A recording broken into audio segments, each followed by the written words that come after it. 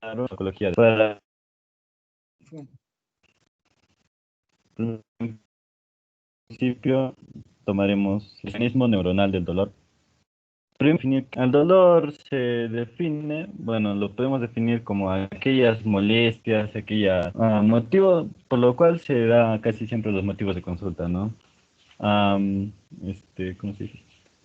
Ah, Fisiológicamente se define como un estado de malestar general en la que hay una incomodidad por parte del paciente. Se da mayormente en las patologías clínicas, ¿no? Doctor, Este no veo. dolor, Ya. Sí, lo estoy mirando. yeah, Sí, te escucho. vale. Este dolor, bueno, para poder detectar el dolor tenemos unos receptores, ¿no? Los nociceptores, Ajá. que son realmente libres. El dolor es de naturaleza no adaptativa.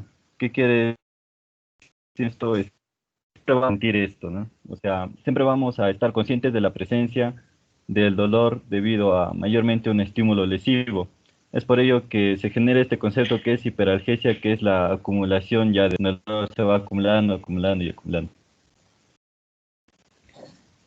El dolor se puede dividir, lo podemos clasificar en dos tipos. Dolor rápido, El dolor rápido, también llamado intenso, punzante, agudo, eléctrico, ah, es de, bueno, es de características, tiene estas características. Es de evolución de 0.1, porque es el dolor rápido, es el que ni bien recibes Claro. el estímulo, llega a tu sistema con su velocidad de conducción. No se siente en los tejidos más profundos, porque en los tejidos más profundos, bueno, es más que nada del dolor lento, ¿no? El dolor lento cuyos los otros nombres son urente, pulsante, ah, así haciendo entre ambos. Rápido es de 0.1 segundos. El dolor lento, bueno, este tiene la característica de ser acumulable. Es por ello que causa un sufrimiento soportable y prolongado. Rápido responde a los mecánicos, bueno, puede ser por un pinchazo con una aguja, y en cuanto a lo térmico, bueno, sé que comienza a haber dolor a partir de los 45 grados centígrados. El dolor lento también obedece a estos dos tipos de mecanismos, sumándole más el mecanismo químico, el estímulo químico. Poniendo como ejemplo, ¿no? Cuando en el anfiteatro, digamos, nos llegaba una gota de formol, no lo sentíamos al instante, más bien íbamos al instante, ahí mismo al caño a lavarnos, para que no nos doliera, para no sentir hinchazón o esos, o esos malestares, para no sentir dolor. El dolor lleva la información a gran velocidad, ¿no? Sobre la situación lesiva, y por periféricos que, bueno, están más recubiertos en mielina, ¿no? Están muy mielinizados, a diferencia que del dolor que, bueno, ya lo dije, que crece con el tiempo, pero sus fibras no están mielinizadas o no están mielinizadas a comparación con las del dolor rápido.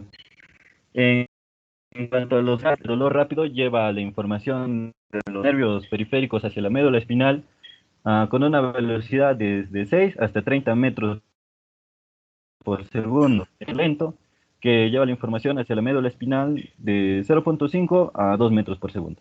Ve más lento. Bueno, el dolor rápido también es llevado, ¿no? Por las fibras. ¿Qué fibras llevan el dolor rápido? Las fibras del tipo A delta. En las del Claro. dolor lento, del tipo C. Doctor, ya. En cuanto a Cielo, la... cuando me escuchas, Sí, doctor, aunque un poco entrecortado no, yo escucho. entrecortado, ¿no? No, que les contaba pues, que ustedes muchas veces cuando dice, me duele acá cuando te hincas y sacas rápido el brazo, justamente es mucho más fácil. ¿Por qué? Porque va por una vía. Es-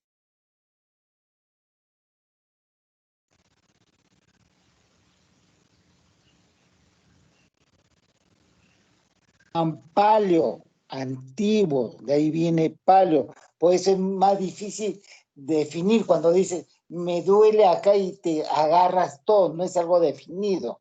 Y ahí es el paleo espino talámico, para que más o menos un poco de fisiología, ¿no?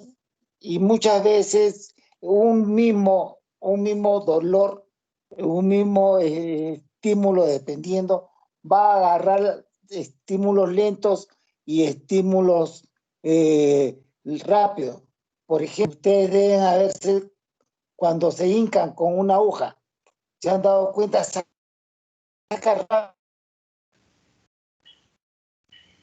rápido, exactamente.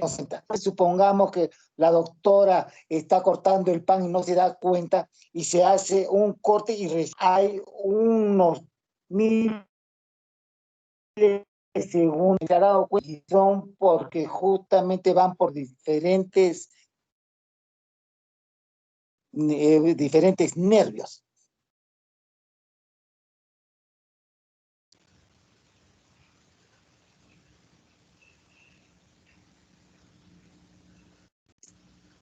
Te escucho, Piero. Ah, ya. Sí, doctor, lo siento. Creí que había dejado de escuchar. Ya, bueno, sí, doctor. En cuanto, eso lo refiero un poquito más adelante.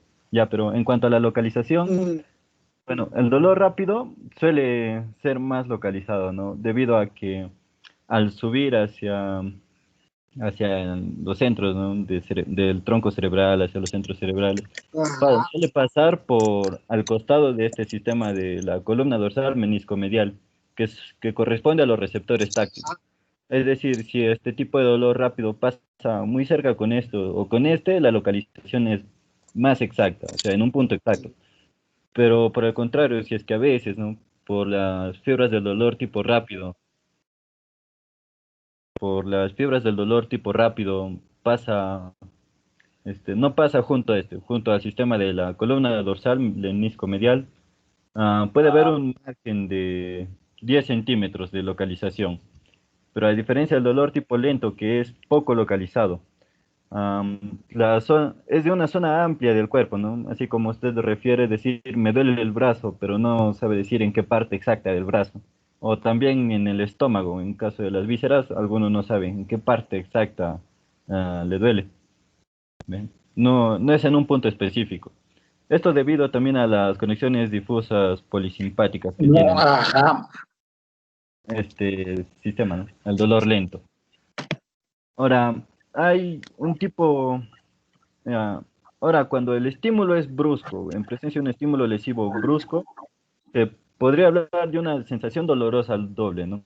De que sea rápido porque viaja al costado del sistema de la columna dorsal medial y también de que sea lento, ¿no? Que fuera acumulándose con el tiempo y poder sentirlo.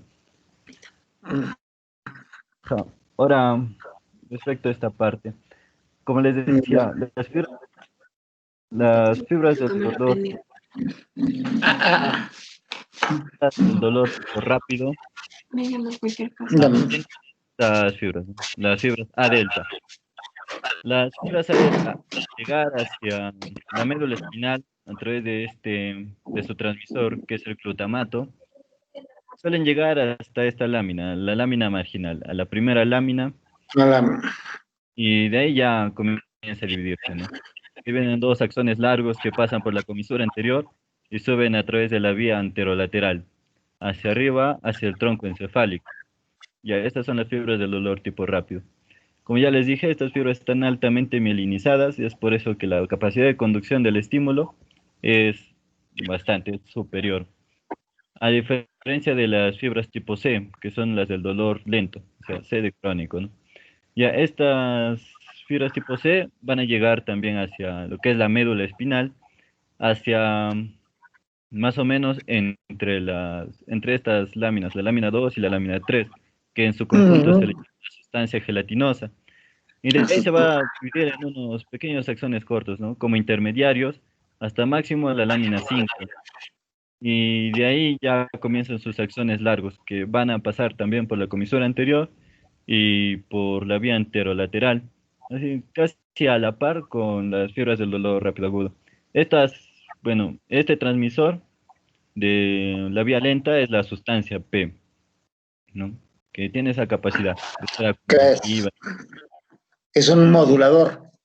Ajá, es un modulador. Ah, Ya, ahora, cuando, cuando están pasando a través de toda la médula espinal, ya van llegando hacia esta parte que es el tronco encefálico, hacia el tálamo y hacia la corteza cerebral, ¿no? Sobre la vía del dolor tipo rápido. Estos estímulos del dolor tipo rápido deberían llegar hacia el complejo ventrovasal, ¿ya? Ese es el lugar de destino, ese es el lugar final. Pero a través de su recorrido suelen quedarse aquí, en esta formación reticular del bulbo raquídeo. Pero los que se quedan son muy pocas, ¿eh? En el dolor tipo rápido. ujú. Bueno, también suelen quedarse algunas pocas en el grupo nuclear posterior, y aquí justo al costado del complejo ventrovasal, ¿ya? Y bueno, en este complejo ventrovasal, ¿para qué está? Está para redistribuir estas señales hacia las áreas somatosensitivas del cerebro. Bueno, como lo dice aquí en el homúnculo de P, como estas áreas somatosensitivas, es como el cerebro entiende que es el cuerpo humano, ¿no? Por el dibujito, ¿no? Del homúnculo de Penfield, como puede ver en la pantalla. Y bueno, como el cerebro entiende que es nuestro cuerpo humano, es así, ¿no? Con una cabeza de esta forma, con los labios muy grandes, con las manos muy grandes, así como un homúnculo. Y ya bueno, eso en relación a las del tipo rápido. Ahora, en relación a las del tipo lento, como les dije, va al costado de las del tipo rápido, ahí por la vía ventrolateral. Ya, estas del tipo lento, las fibras del dolor tipo lento, tienen que llegar hacia aquí, hacia los núcleos intraminares y ventrolaminares. Pero como son más lentas, van a ir quedándose más en el camino. Es el bulbo raquídeo, en la región tectal del mesencéfalo y en la zona gris periacueductal, que estaría por acá arribita. Y ahora, como van a ir quedándose la teoría, solamente va a llegar hacia el destino de núcleos intralaminares entre un 10% a un 25% de estos.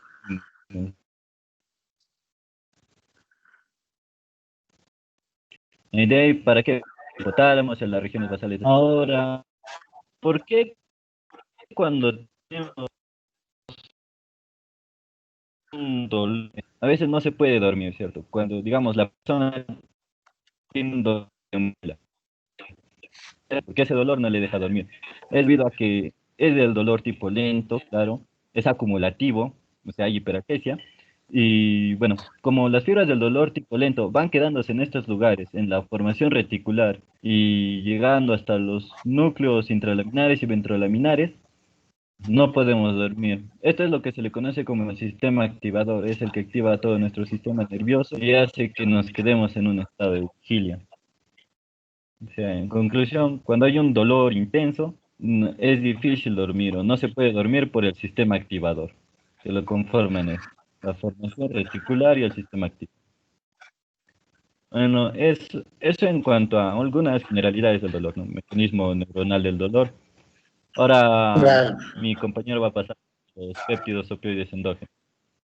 Gracias, doctor.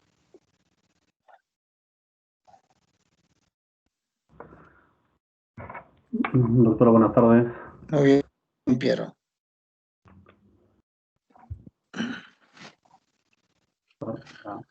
Lo que yo voy a hablar es sobre péptidos opioides endógenos, ¿no?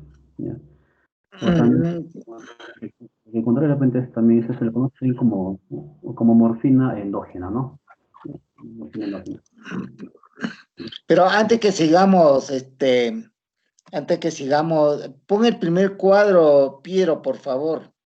Había un cuadro para que podamos entender, porque lo que quiero que entiendan muchas veces es qué es lo que está pasando en nuestro cuerpo. Ustedes habrán golpeado muchas veces un dedo.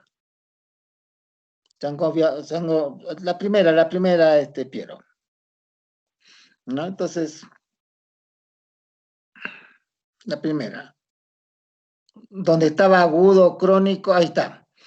y si se dan cuenta, miren que el dolor, si lo podemos, no solamente como va a hablar los doctores, no solamente con AINES, con opioides, sino también lo podemos tratar con anticonvulsivantes, lo podemos tratar con antidepresivos.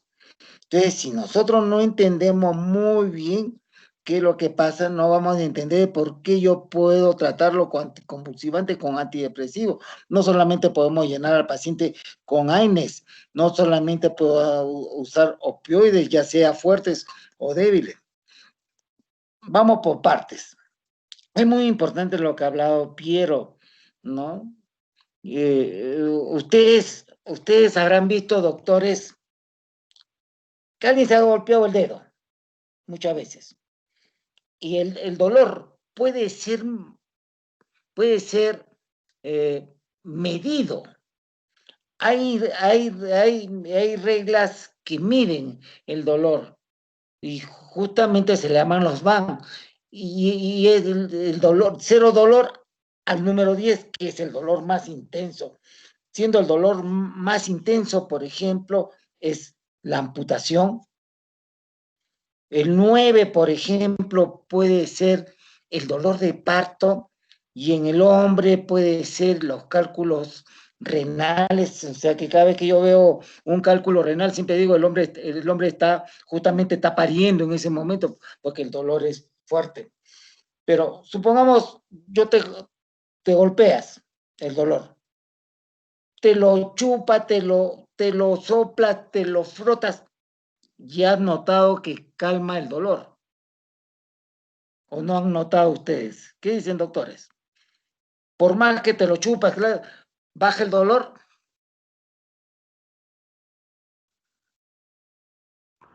Sí, doctor. ¿No se han dado cuenta? O muchas veces te golpeas, te duele como 10, pero ya te calmó el dolor, pero llega un momento en que comienza a dolerte sin ningún estímulo externo, te comienza a doler de nuevo, como si hubiera habido bastante, como si hubiera tenido el mismo intensidad de dolor, como si tus nociceptores se hubieran estimulado. ¿Nunca lo han notado? Dice, uy, me duele de nuevo bastante. ¿Qué es lo que pasó? ¿Qué quiere decir? Que nosotros, lo que habló Piero, por ejemplo, las zonas gelatinosas del asta posterior, se ha demostrado que tienen memoria. Se ha demostrado que por eso nos duele. Entonces, vamos por partes.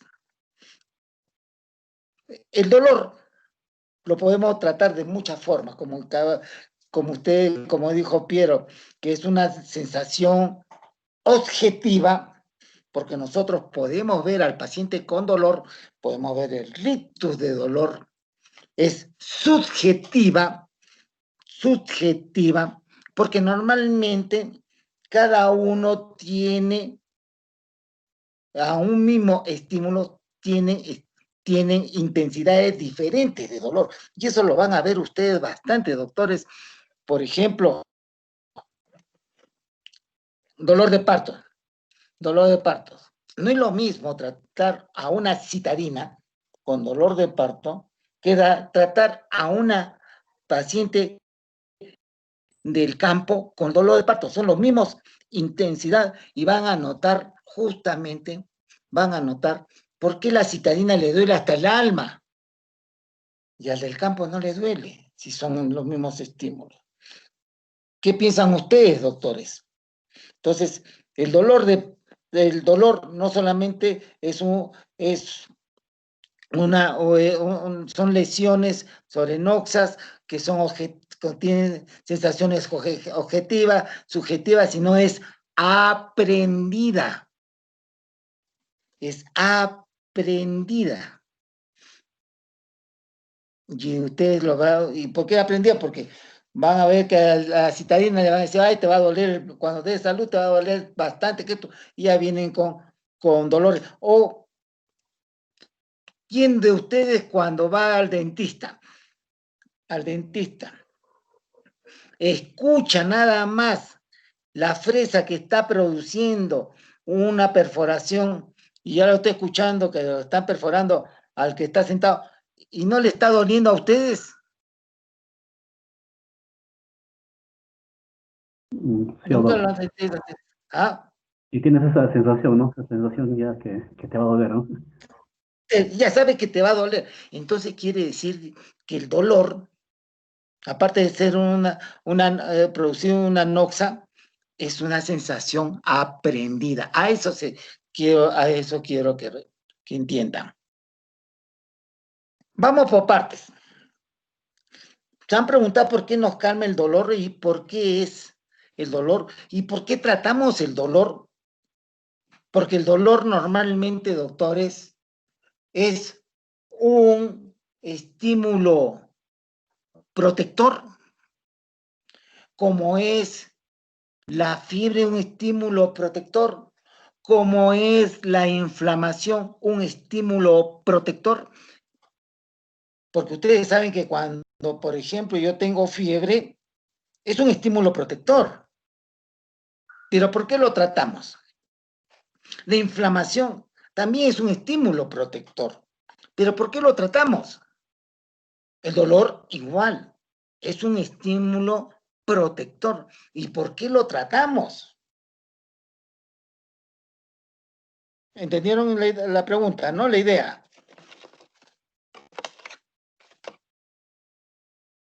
Sí, doctor, sí. ¿Tienen alguna idea más o menos, doctores? A ver, por acá voy a buscar ¿Qué dicen ustedes, doctores? ¿No será un instinto de protección?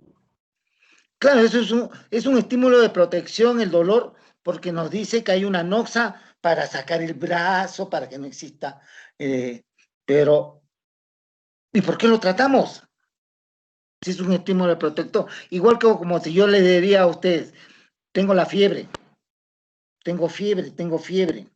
La fiebre, Diosito nos puso la fiebre porque justamente es un es un síntoma de protección. ¿Cómo nos protege la fiebre? ¿Cómo nos protege la inflamación? ¿Entendieron bien la idea, no, doctores? Sí, doctor. Creo que trata de eliminar, Que hablen todos, hablen todos. Creo que Piero no me está hablando, ¿o quién? yo, doctor. Y yo, pues conocer tu nombre, pues, hijo. Soy Uber. Ya. Se han preguntado, doctores.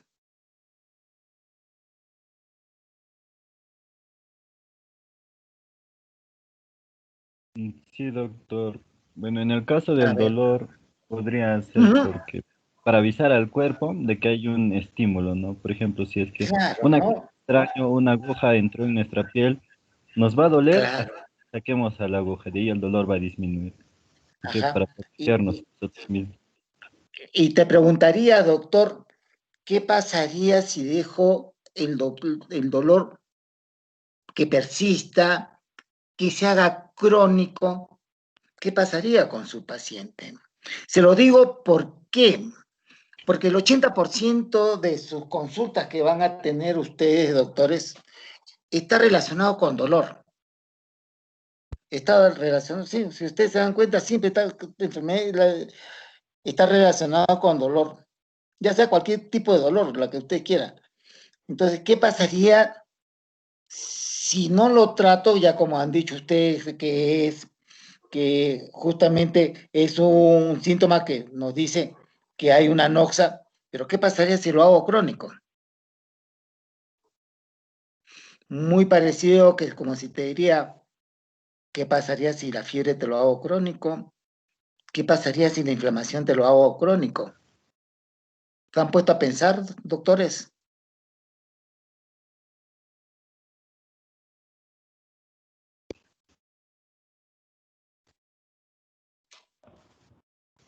Doctor, ¿habría cambios a nivel, de repente a nivel fisiológico? ¿Habría cambios? Muy bien. Hay de todo, de todo.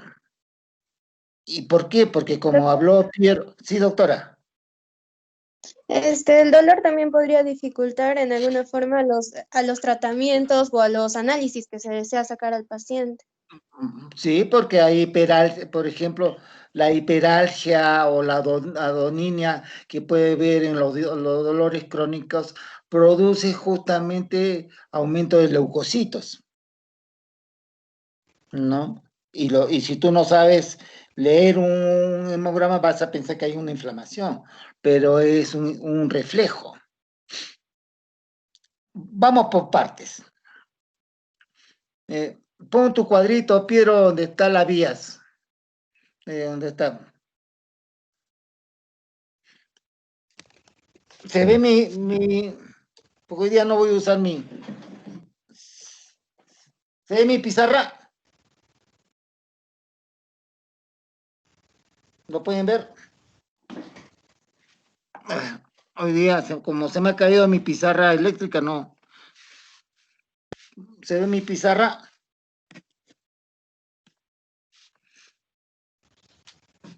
Sí, doctor. Supongamos, ¿a quién lo vamos a patear? ¿A quién le vamos a producir dolor? A ver, ¿a quién? ¿Se ve la persona? ¿Se ve, no? Doctor, no se logra ver bien. A ver, Si mueve un poco la cámara, tal vez es por la luz. a ver. Ahí. Voy a cerrar la ventana. Un ratito, doctores.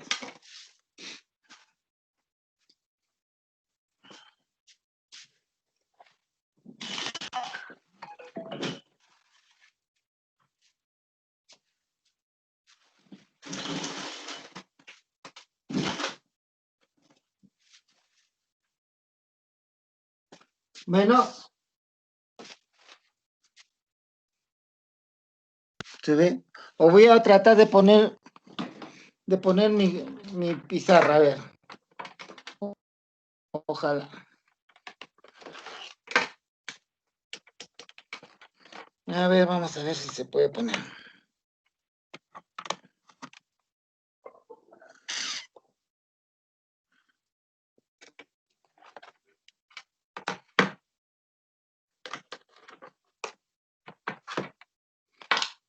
Porque esto es importante.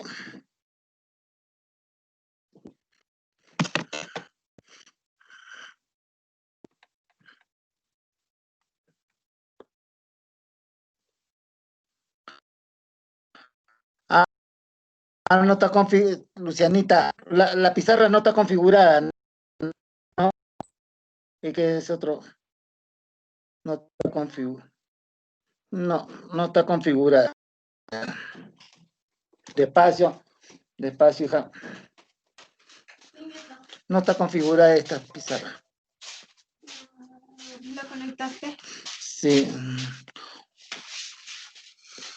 O ustedes pueden poner una pizarra, doctores. No está configurada. A ver, Eso con esta máquina no. no está Es configurada. la que trabaja, Pepa. Sí. Doctor, voy a colocar un A ver, no sé si se puede editar ahí.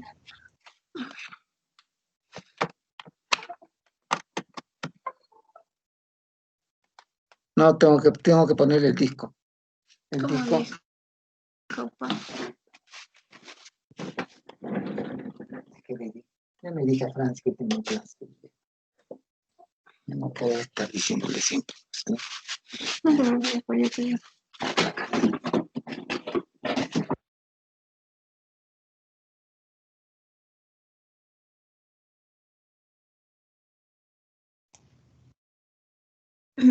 Doctor,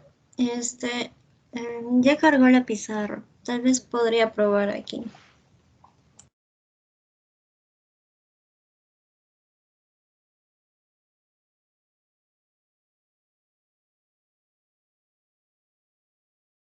¿Cómo cargo el disco? ¿Cómo cargo el disco, doctora? Mm, Doctor, acá no necesita cargar el disco, solamente ingresar desde su laptop y Ah, seleccionar un lápiz y empezar a dibujar, doctor. selecciona un lápiz, a ver, voy a ver, vamos a seleccionar el lápiz. ¿Cuál es tu cuenta acá? No sé. Ay, espérate. Espérame. Esperen, doctores. No veo el lápiz, doctora. Veo. Hay un lapicero de colores, negro, rosa, no, perdón, rojo, verde, azul. Esta es música. Lo estoy buscando. Ahí, a ver, no.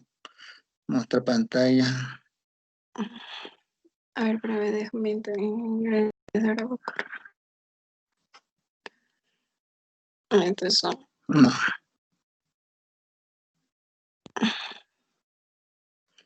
No. No lo encuentro, doctora.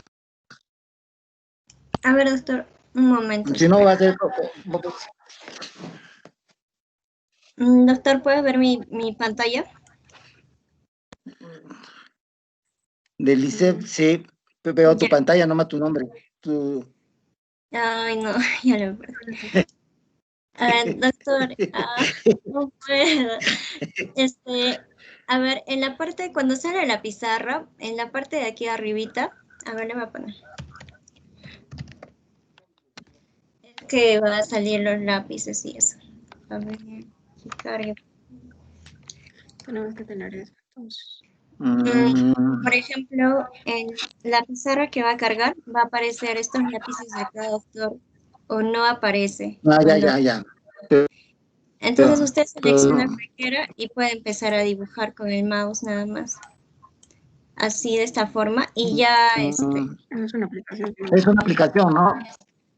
sí, O pero está es un en la ejemplo. plataforma. En la plataforma va a aparecer así, doctor. Solamente que los lápices, esto de acá, va a aparecer en la parte superior y usted selecciona y puede cambiar inclusive así de color y Ya. a ver, ahora lo voy a compartir en la plataforma. A ver, cómo compártelo, por favor, para. Ahí prefiero. Sí. Es lo único que van a colegio acá. Ya estoy acostumbrado a usar la pizarra eléctrica. No sé dónde ha dejado el negrito el CD. No, esos son cursos de. No, por ahí está.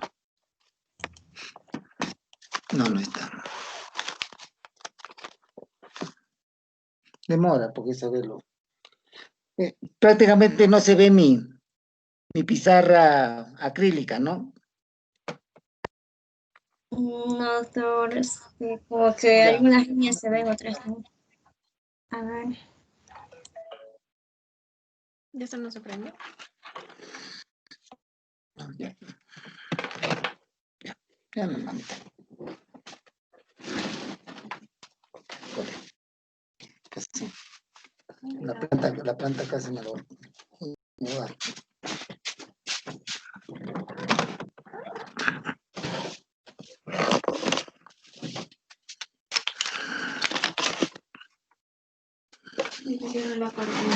No se ve, dice que no se ve.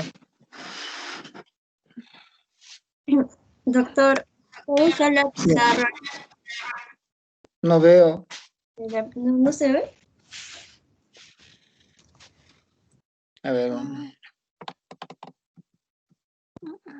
no.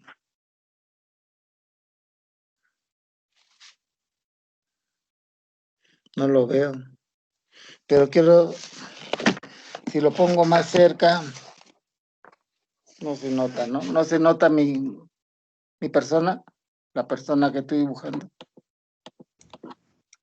Doctor, usted estaba dibujando una personita, sí se notaba. Sí, sí nota, eso es lo que ya es lo que quiero. Ajá, Yo te voy sí. a Ahí. Oh, prendo la luz, a ver, prendo la luz. Me queda copiarte. Ahí. ¿Lo notan? Voy a ponerlo más grande. A ver.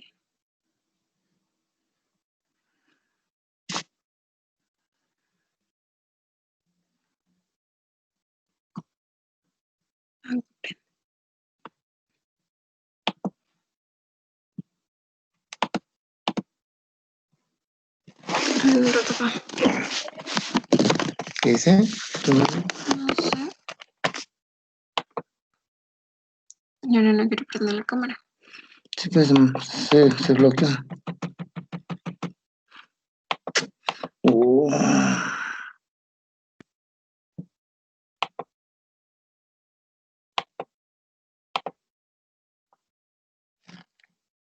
Te voy a traer el modem, pa. Yo voy para el internet. ¿Qué dices, ma?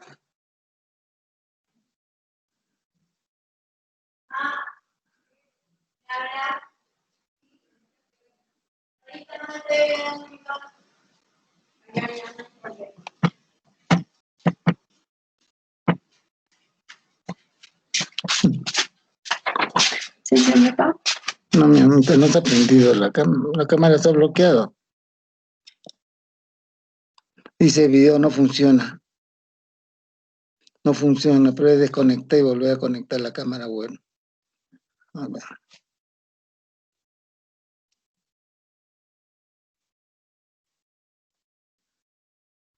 Nos vamos a conectar yo de nuevo. Ya.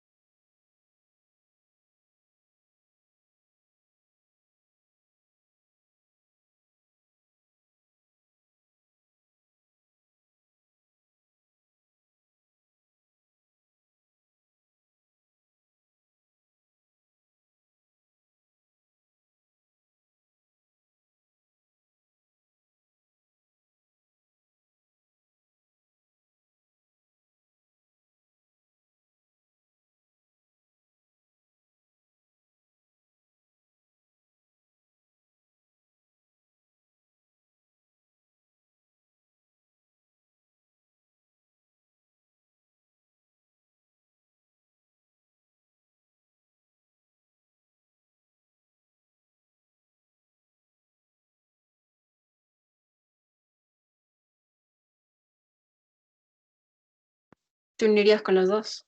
Claro. Pesa menos. Claro, sería bien, pa.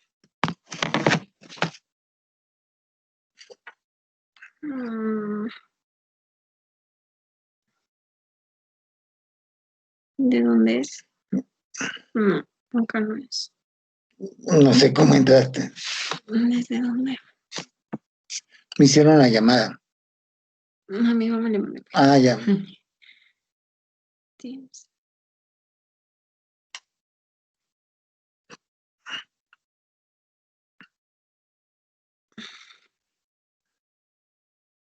Ya.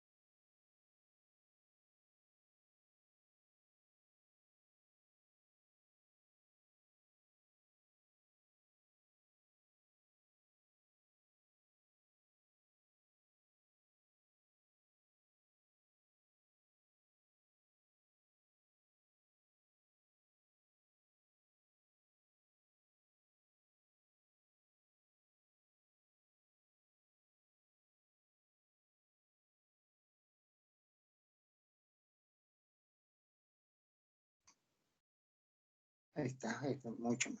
Ahora sí se ve. ¿Ven mejor, doctores? Hola. Sí, doctor. Allá. Miren, cuando yo tengo una lesión,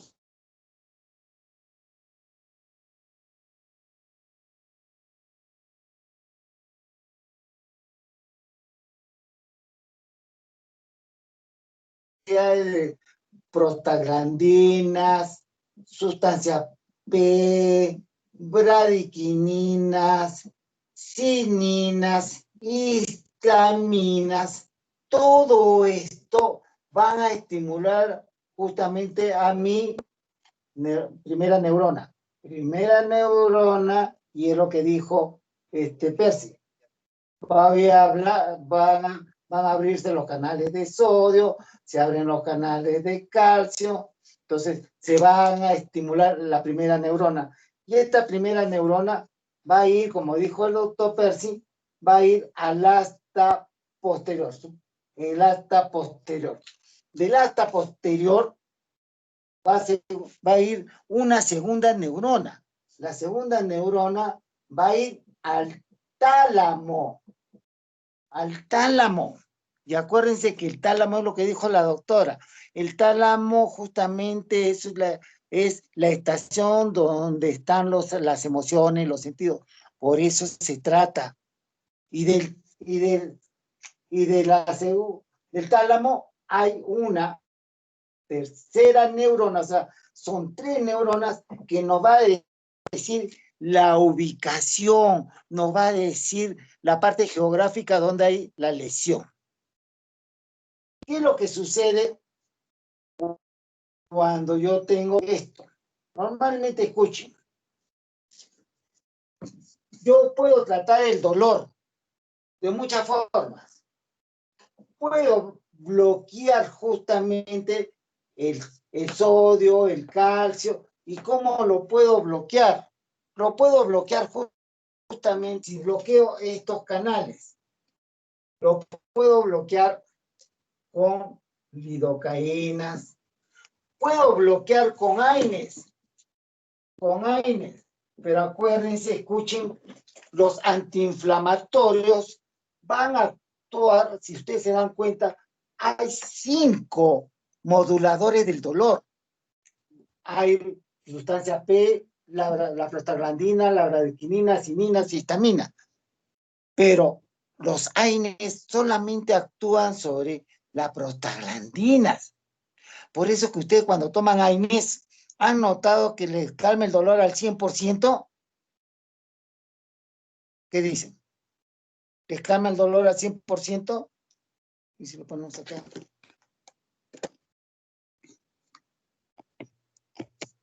¿Qué dicen ustedes, doctores? ¿Les calma? Sí, doctor. No le calma al 100%. No te calma al 100% y da, doctor, ¿y por qué cuando yo tomo una aspirina, un ibuprofeno, un naproxeno, no me calma el dolor? Porque justamente actúa sobre la prostaglandina, quedando varios moduladores libres. Y estos moduladores libres todavía producen dolor. Producen dolor. Entonces, yo puedo calmarlo. Con la lidocaína, sí. Si yo agarro y puedo bloquear acá. Bloqueo acá. Puedo bloquear aquí el dolor. Y como, supongamos que esto sea mi segunda neurona, se puede ver, ¿no? Sí, pa.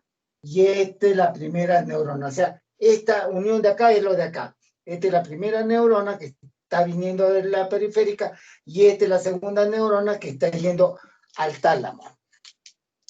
Aquí, cuando se estimula, se abren, ustedes saben, se van a abrir los canales de calcio, todo, y sale el modulador. ¿Y cuál sería el modulador acá? No, está bien, pa. ¿Cuál sería el modulador? El glutamato. El glutamato, que le llama N-metil de aspartato o el AMPA, el AMPA. Y esto normalmente también va a ir al tálamo. Y en el tálamo están justamente las estaciones las emociones. Es por eso que si el paciente comienza a tener dolores crónicos, va a haber alteraciones del ánimo, como dijo Percy, va a haber alteraciones del ánimo, va a haber alteraciones del trabajo, va a haber alteraciones de pareja, va a haber alteraciones de todo su entorno. Aparte, se trata del dolor, porque ustedes saben que el dolor estimula todo lo que es el sistema simpático, hay aumento de hiperglicemia, hay aumento de ácidos grasos, hay aumento de presiones arteriales, todo eso. Entonces, hay aumento de glucosa. Entonces, lo podemos, esta es la segunda neurona. Y la tercera neurona, que ya es el del tálamo, a la parte periférica, son nervios que también abren canales de calcio y de sodio. Y también está metido lo que está el doctor, el gamma butírico. Entonces, ¿qué es lo que va a suceder? ¿Cómo puedo tratar yo el dolor? ¿Puedo bloquear acá? Sí, como vamos a ver dentro de un ratito. Puedo bloquear la segunda neurona. Puedo bloquear esta neurona que está yendo acá. Es imposible que yo le meta silocaína. Pero ¿qué va a actuar acá? Aquí actúan los anticonvulsivantes. Ustedes ya saben que los anticonvulsivantes bloquean los canales de sodio, bloquean los canales de calcio y disminuye el dolor.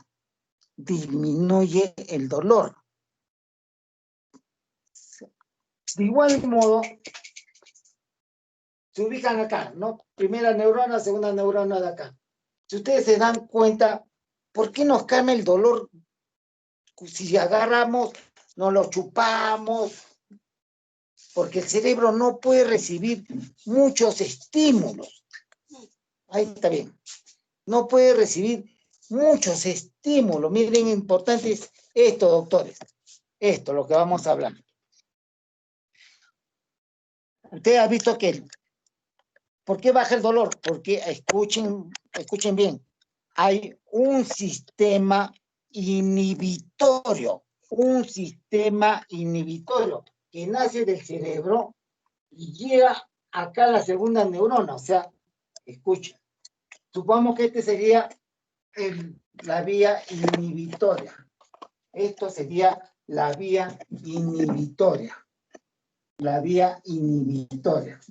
Entonces, va a agarrar esta vía que viene del cerebro,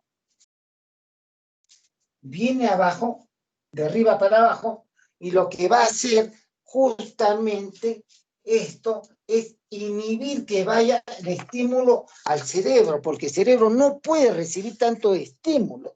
Por eso, para que no llegue al tálamo, porque si no estaría excitado mucho el cerebro, habría de mucho glutamato. ¿Quiénes modulan esta vía descendente inhibitoria? Lo inhiben las encefalinas, lo inhiben la noradrenalina, la inhiben la serotonina. O sea, cuando hay encefalinas o los opioides endógenos que van a hablar, lo único que hacen es justamente disminuyen el AMP cíclico y ya no hay estímulo. Bloquean los canales de calcio, abren los canales de potasio y todo eso hace que no existan los estímulos. Pero ¿quiénes los modulan? Justamente esta vía inhibitoria descendente. Por eso que ustedes agarran, me golpeo el dedo y te lo chupas, te lo frotas, te lo haces lo que tú quieras y te calma el dolor. Mira, ¿y por qué me calma el dolor? Ah, es porque estoy estimulando mi vía inhibitoria descendente. ¿Y qué hace? De igual modo como la encefalina, también el sodio, la noradrenalina y la serotonina disminuye justamente el dolor. El dolor. Y ustedes habrán dado cuenta, doctores, por ejemplo, que cuando ustedes están con miedo, muchas veces el dolor es mínimo. El dolor es mínimo. Por eso que cuando están en la guerra dicen, oh, sentí como un golpe acá, me miré, ya había sangre, era un balazo. Pero si supongamos yo lo agarro y les peñizco, les va a doler. Pero cuando están con estrés no hay tanto dolor. Y ustedes habrán dado cuenta, por ejemplo, si yo les pregunto, el día que les duele la muela, ¿les duele la muela más en el día o en la noche?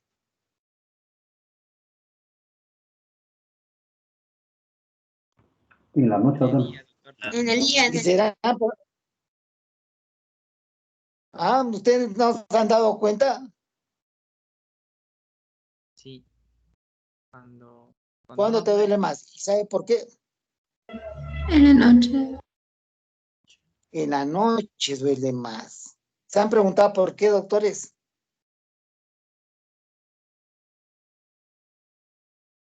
no, doctor. Porque estamos en la reposo.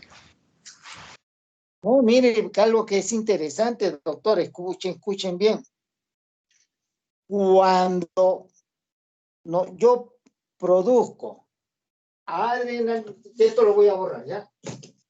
Produzco adrenalina, vamos para acá. ¿De dónde se libera grandes cantidades de adrenalina? Esta. ¿De dónde se libera?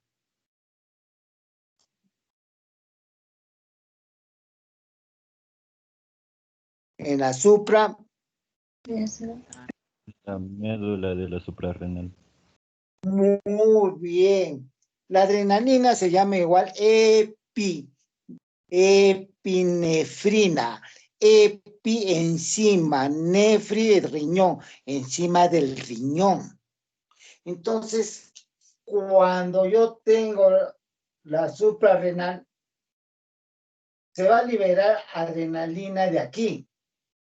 Adrenalina. Pero acuérdense que la glomerular produce corticoides. Corticoides, ¿se acuerdan? Sí, doctor. Acuérdense un ratito, ¿no es cierto?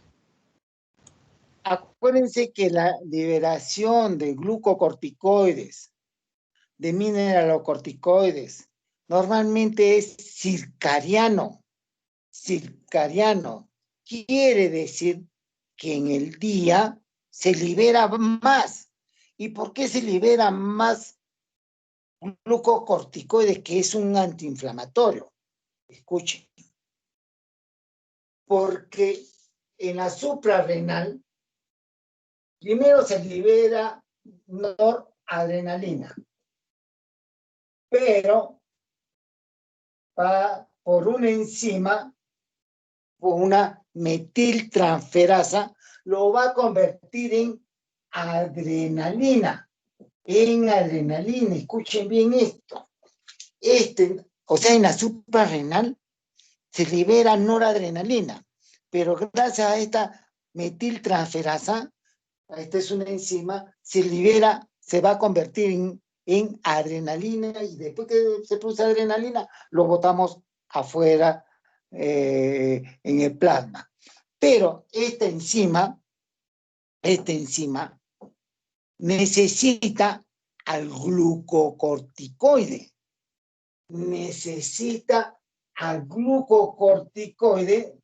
Porque el glucocorticoide, o sea, el corticoide que está acá, que se libera, normalmente por un sistema porta, pasa a la suprarrenal y ¡pum!, estimula la enzima, y la enzima libera adrenalina. ¿Y por qué sucede esto? Porque en el día yo tengo tanto estrés, que necesito liberar adrenalina, porque tengo más estímulos en el día. Pero para liberar adrenalina, por desgracia, necesito la ayuda del glucocorticoide.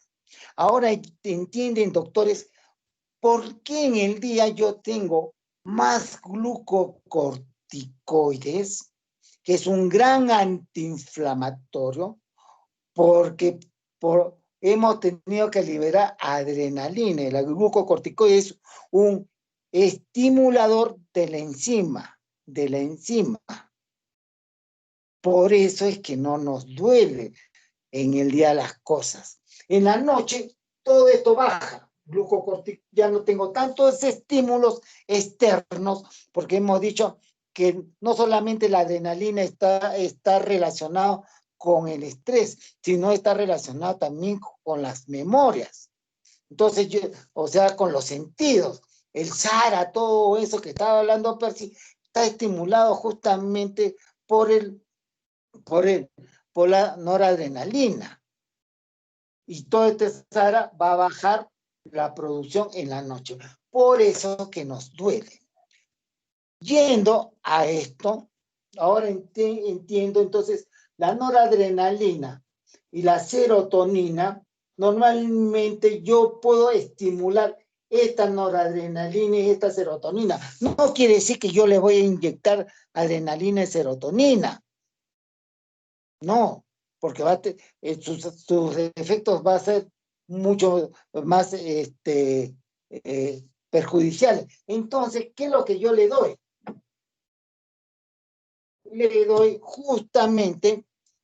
un antidepresivo. ¿Y por qué un antidepresivo? Porque ustedes han visto a los pacientes con depresión. ¿Qué están? ¿Los han visto alguna vez? Les duele todo. ¿Han visto? Les duele hasta respirar. Están hipotensos, están hipoactivos. ¿Y por qué? Porque ellos tienen disminución de serotonina, que está relacionada con el dolor, porque justamente la serotonina en la parte periacueductal produce analgesia. Y está relacionado con la noradrenalina, por eso hay esa hipoactividad. Entonces, ¿qué le dan ustedes? ¿Se acuerdan? Que la adrenalina, se ve, ¿no? La adrenalina hacía acción sobre los receptores alfa y beta y después era recaptado. ¿Y por qué era recaptado? Porque al organismo le cuesta producir estos neurotransmisores. Le cuesta producir, por eso es recaptado. ¿Qué pasa si yo agarro y bloqueo esta recaptación? Si bloqueo esta recaptación, entonces las concentraciones del modulador van a aumentar en el espacio sináptico y su acción va a ser mucho mayor. Quienes bloquean esta recaptación, acuérdense, la ketamina, los antidepresivos tricíclicos, fenoxibenzamina, la cocaína, entonces, estos fármacos, ¿cómo aumentan? Justamente la concentración de noradrenalina y serotonina estimulan la vía inhibitoria.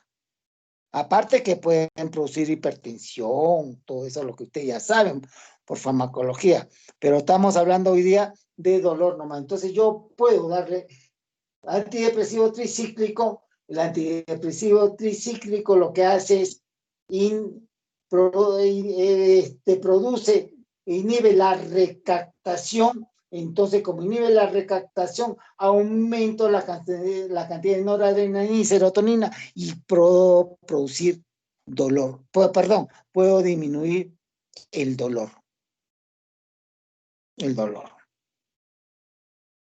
Entonces, esa es la fisiología que hemos estado hablando. Por eso es importante. Y como hablaba el doctor Percy, en la parte acá, en las astas del asta posterior, normalmente tenemos unas bandas de gelatinas, ¿no? Y esto muchas veces tiene memoria. Por eso que a veces agarran, nos golpeamos, nos chupamos todo, pero llega un momento que sin estímulos externos nos duele igualito. Miran, ¿qué pasó? Hay plasticidad, lo que le llaman plasticidad, quiere decir que las neuronas se estimulan, y hasta ahora no se sabe por qué. Se estimula y lleva el estímulo del neurón al tálamo y del tálamo a la corteza, y nos dice que no está doliendo, no hay un dolor intenso como la primera vez. Pregunta hasta acá, doctores. ¿Se entendió bien o no? Sí, lo principal creo que sí, doctor. Que va a ser inhibida Lo que no era principal no lo entendiste.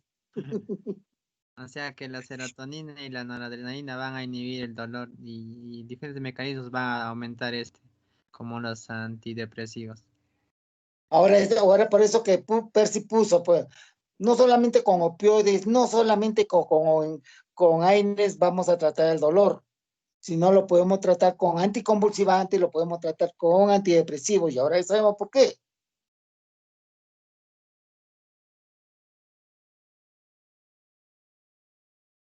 Sí, doctor. Ya, pon tu cuadrito, pon no sé quién hablar de los endógenos.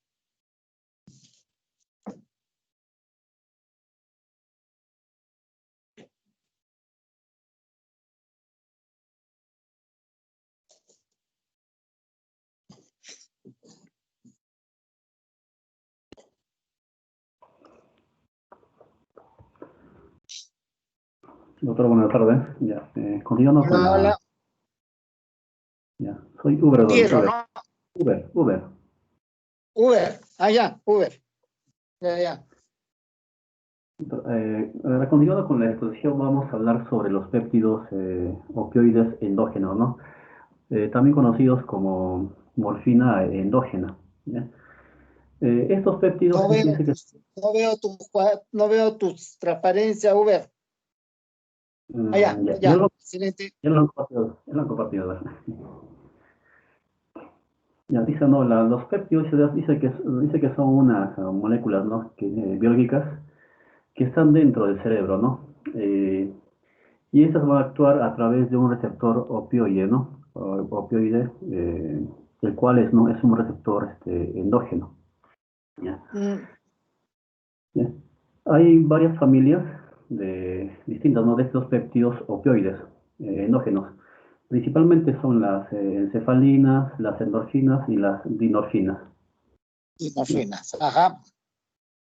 Ya, cada uno ahí se deriva de una proteína precursora distinta, ¿no? Distinta, ¿no? El pre-POM, ya dice, no, pre-pro-opio-melacortina, ¿ya?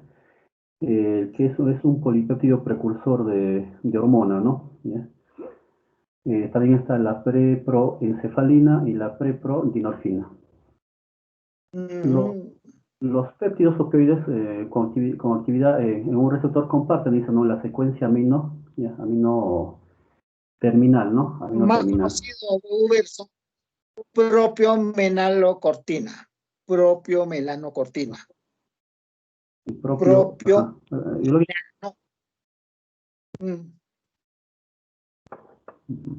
Y ahora lo vamos a conversar un poco. Ya. Dice, ¿no? Dice, ¿no? El procesamiento de estos péptidos se ve alterado, ¿no? De repente por demandas fisiológicas, ¿no? En caso de una demanda fisiológica sería de repente el dolor, ¿no? El dolor, ¿no?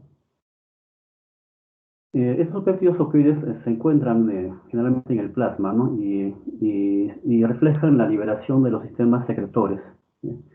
Los cuales son glándulas, hipófisis y las suprarrenales. Los niveles, ¿no? Los niveles en el cerebro, ¿no? En el cerebro medroespinal y en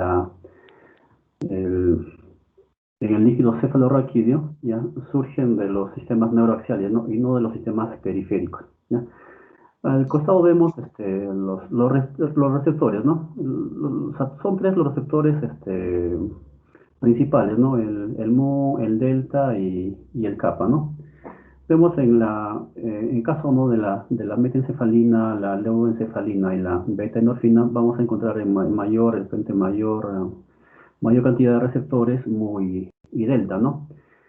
En caso, ¿no? de dinorfina A y B, ¿no? Y la alfa-neoendorfina, vamos a encontrar mayor cantidad de receptores kappa.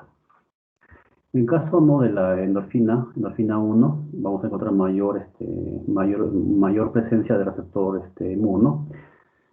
Bien, el receptor mu es importante para analgesia, ¿no? Dicen la analgesia supraespinal, ¿no? La sedación, ¿ya? ¿Ya? En cambio, el receptor kappa es importante, o sea, ¿no? Para la analgesia espinal, ¿no? Y el receptor delta es una analgesia más débil, ¿no? Una analgesia más débil de carácter supraespinal, ¿no?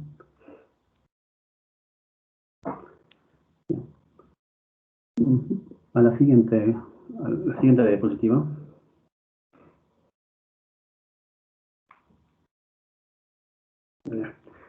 La primera es, ¿no? La primera opioide endógeno sería la proencefalina, ¿no? Ya, dice que es la prohormona y se contiene múltiples copias, ¿no? De no, ahí le falta la T, es metencefalina, ¿no? Metencefalina, ¿ya? Y la metencefalina es denominada factor de crecimiento opioide, ¿ya?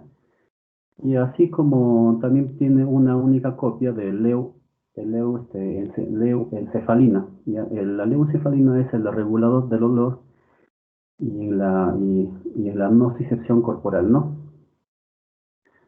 Los péptidos de proencefalina están presentes en áreas del sistema nervioso central, ¿no? Que están relacionados con el procesamiento del dolor, modulación del dolor afectivo, modulación del control del dolor, ¿ya? Regulación del sistema nervioso autónomo y las funciones neuroendocrinas, ¿no? Como en caso, ¿no? del procesamiento del dolor, se van a encontrar estos en el asta dorsal de la médula espinal, el núcleo espinal y del trigémino. En caso de y también se encuentra también ¿no? en la sustancia gris periaqueductal, ¿no? Está el procedimiento de dolor.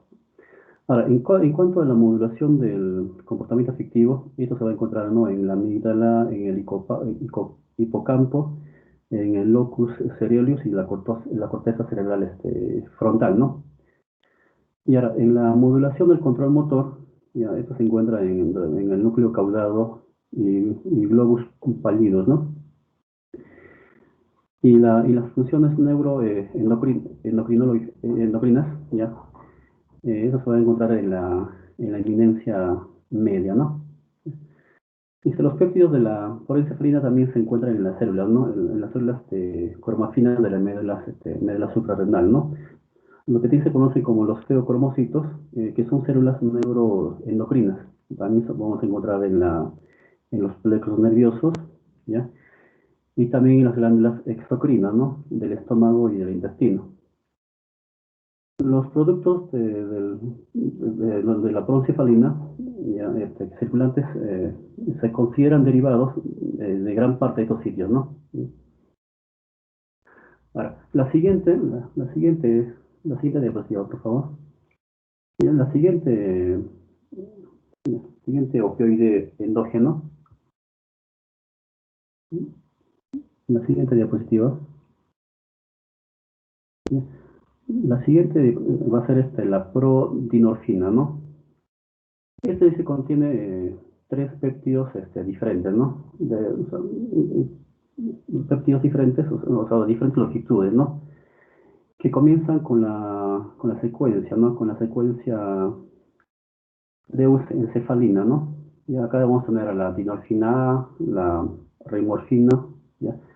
Y acá lo que se conoce como dinorfina B, y la neoendorfina.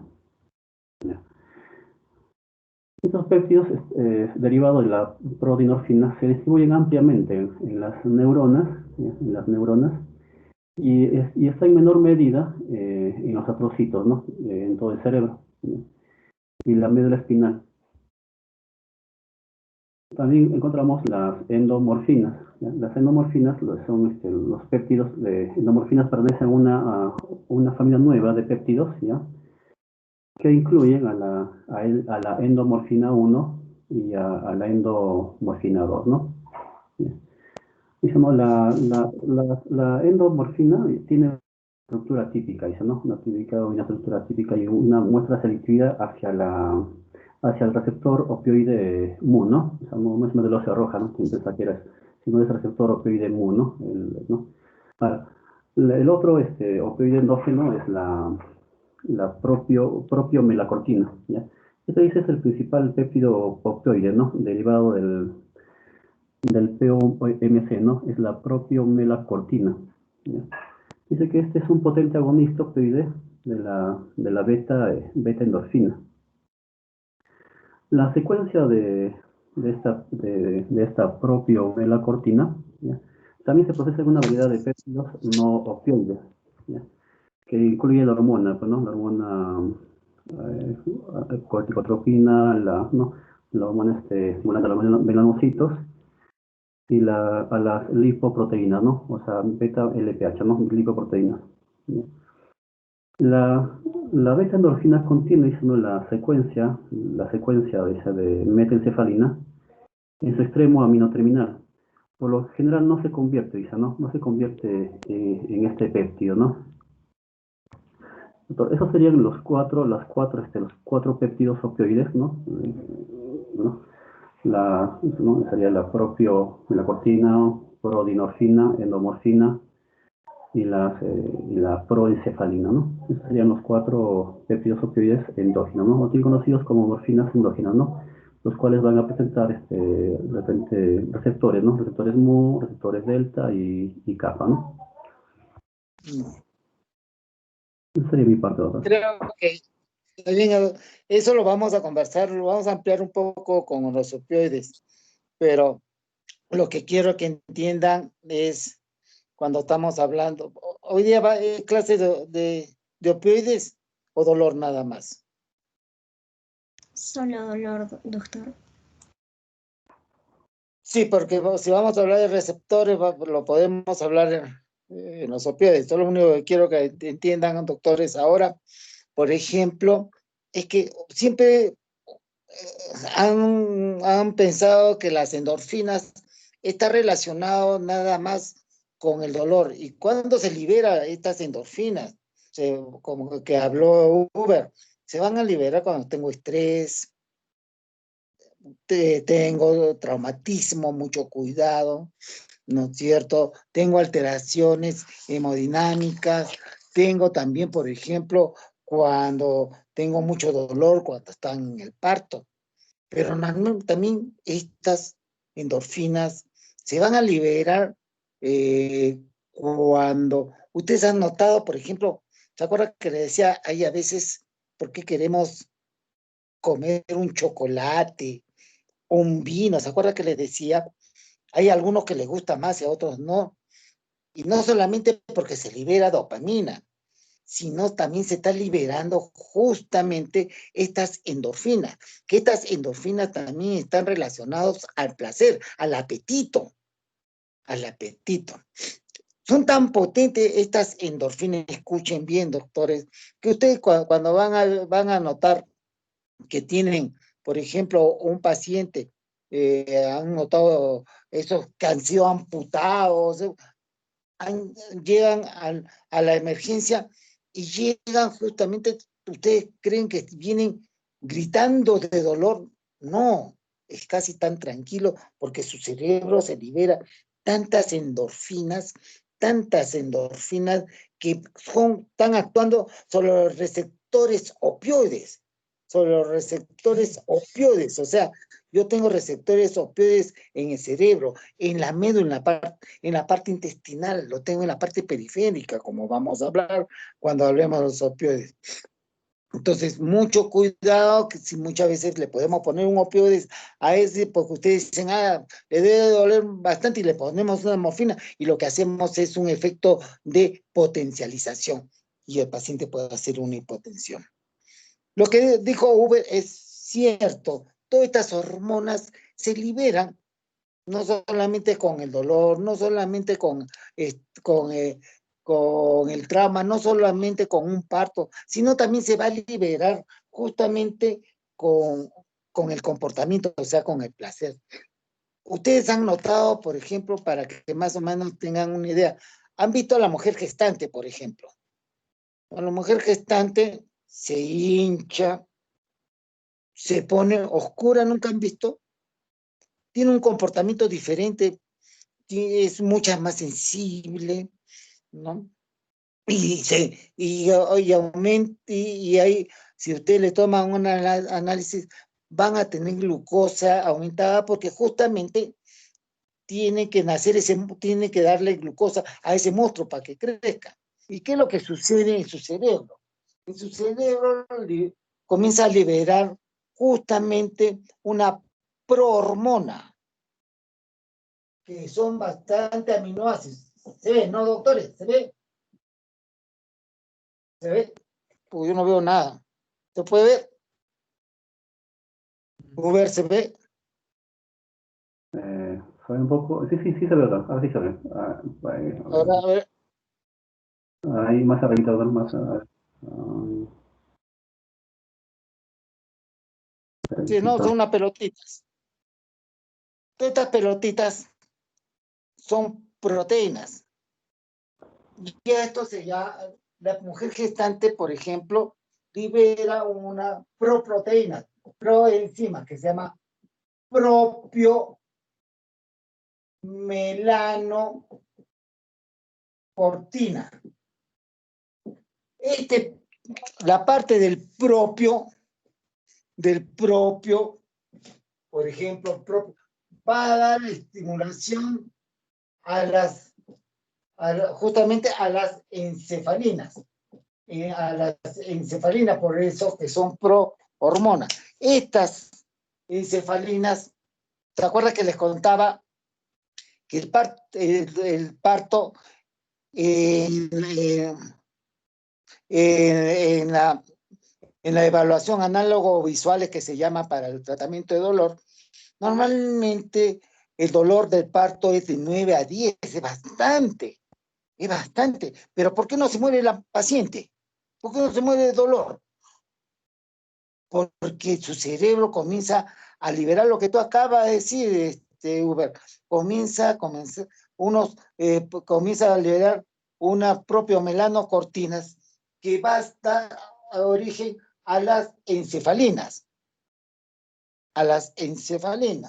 De igual, una parte esta parte de la cortina va a hacer que se estimule el ACTH para que la glucosa aumente, para que el monstruo crezca.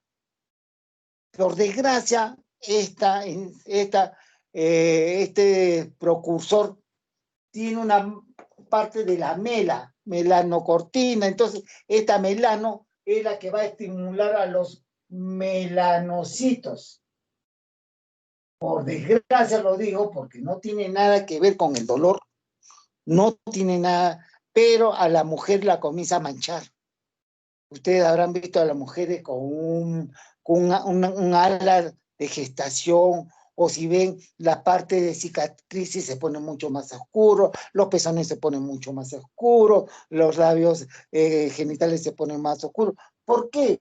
Porque tiene justamente al producir la encefalina se produce por un precursor. Por desgracia, este precursor va a estimular también a los melanocitos y la va a poner más fea, por desgracia. Entonces, esos son lo que quiero que aprendan es que muchas veces creen que las encefalinas está relacionado con dolor, no solamente con dolor. Está relacionado con comportamiento, está relacionado justamente con el apetito, con el estrés, con el parto. ¿Entendieron bien, doctores? Sí, bueno. Sí, doctor. Entonces, doctor, una consulta. Entonces, el plasma que Sí, sale es por esas, el plasma que sale en las embarazadas es por las hormonas que están ajá, liberando. por el precursor. O sea, la mujer se prepara para el parto, porque la mujer se va a partir en la vamos a partir en 2 para que salga un monstruo de 3 kilos. Entonces debe ser dolorosísimo. Pero su cerebro comienza a tener un precursor que se llama propio melanocortina. Esto propio melanocortina, una parte va a estimular la producción de encefalina, otra parte va a estimular la producción de melanocitos y otra parte va a estimular la producción de ACTH. Entonces, encefalina para que exista dolor, para que no exista dolor. Y la ACTH para que aumente la glucosa, porque necesita bastante energía la mujer para el crecimiento uterino, crecimiento del monstruo. Necesita ACTH. Y la melanocortina, los melanocitos, estimulador de melanocitos, por desgracia, está metido ahí, que no tiene relación con la fisiología de la mujer gestante, solamente nos ayudaría para dar un diagnóstico de mujer gestante, porque ustedes cuando quieran saber si está en gestación o no en gestación, muchas veces sin hacer los análisis de progesterona, ya sea en plasma o en orina, muchas veces viendo normalmente las coloraciones de las heridas, las coloraciones de los pezones, las coloraciones de las cicatrices o de los labios inferiores, van a notar justamente que los melanocitos se han estimulado. Y eso es por culpa de estos precursores que tú estabas hablando. Siguiente, por favor. Sí, hasta acá, ¿entendieron, no? Todo esto se libera en la hipófisis, doctor. Todo esto está en la hipófisis. O sea, estos se están liberando para que cuando nazca el enano. Siguiente, por favor. Pregunta.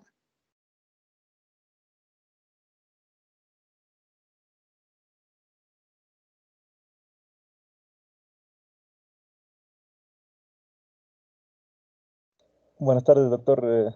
Entonces vamos a continuar con la exposición, ya que no hay preguntas, creo, doctor. ¿Quién va a hablar?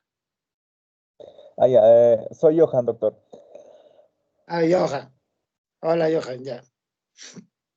Bueno, reiterando el saludo de la tarde y vamos a proseguir con la exposición y hablaremos sobre los receptores de opioides. Bueno, voy a hablar sobre su definición, sobre la estructura que tiene, sobre los tipos y las características que estos tienen, ¿no? Dado que pues, en el tema de opioides ya van a profundizar mucho más.